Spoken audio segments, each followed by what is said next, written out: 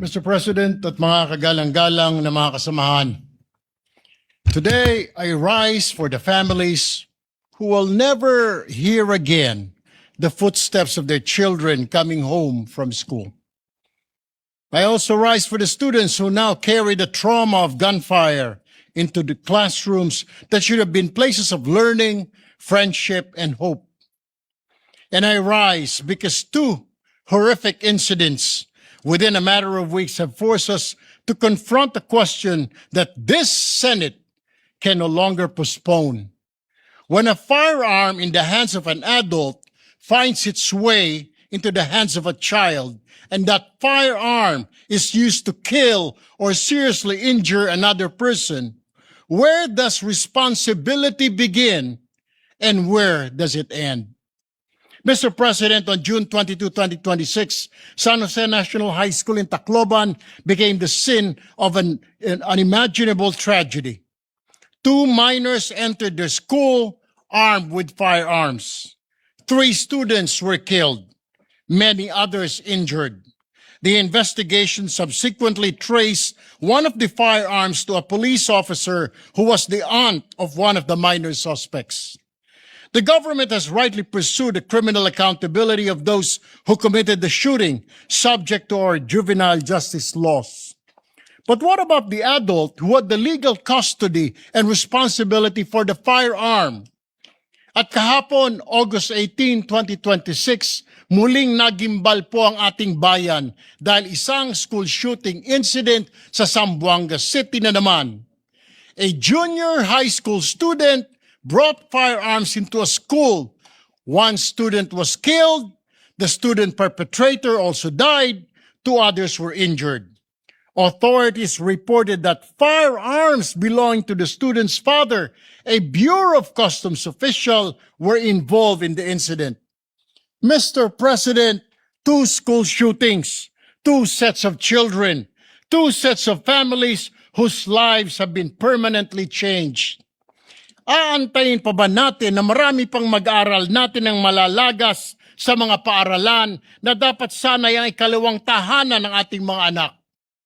Dahil dito, Ginoong Pangulo, ako po ay maghahain ng panukalang batas na magpapanagot sa mga may-ari o may kustodiya ng baril na dahil sa kapabayaan nila ay nagamit ng isang menor de edad upang makapanakit o kumitil ng inosenteng buhay. Hinihiling ko po na pag-aralan po natin ito. Mr. President, this proposed measure is not about punishing an innocent person simply because a firearm was stolen, taken, or misused. It is about accountability when the evidence establishes that a firearm owner or lawful custodian failed to exercise the level of care reasonably expected of someone entrusted with an instrument capable of taking a human life.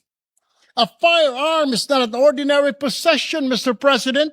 It is an instrument capable of causing death or serious injury within seconds. That is precisely why the state regulates its ownership, possession, licensing, registration, and safekeeping. Republic Act number 10591 already recognizes the importance of firearm ownership and imposes obligations relating to the lawful possession and safekeeping of firearms. But the recent events compel us to ask whether this existing framework is sufficient when a licensee fails to store a firearm, allowing a minor to gain access to it, and the firearm is subsequently used to cause serious injury or death. Sa ilalim po ng panukalang batas, kapag ang isang minor ay nakakuha ng access sa baril na rehistrado sa pangalan ng isang licensee at ginamit ito upang makapinsala o pumatay ng tao, ang may-ari ang siyang dapat magkaroon ng criminal liability. The responsibility to secure it remains. The bullet does not distinguish whether the firearm came from a private gun safe or a government armory. Death is death. A wounded child is a wounded child.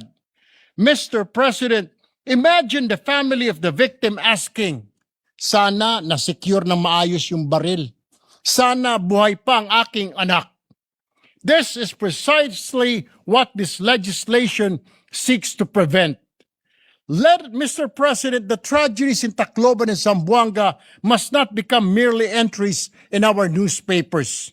Let us make sure that the next child who encounters a firearm encounters a locked firearm. Let us make sure that the next parent who keeps a firearm at home understands that ownership carries a duty.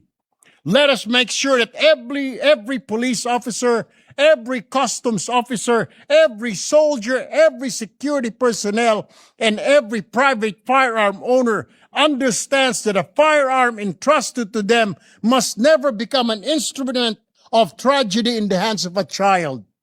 That is why I have filed several complementary measures to investigate these recent incidents and prevent similar tragedies from happening again. 1. Proposed Senate Resolution number 487 calling for an immediate investigation into the Tacloban shooting incident. Second, proposed Senate Resolution number 607 calling for the immediate investigation into the reported Zamboanga shooting incident. Third, Senate Bill 2411, School Security and Safety Act of 2026. A firearm is a responsibility, Mr. President, not a right without accountability. Maraming salamat po, Ginoong Pangulo at mga kasama.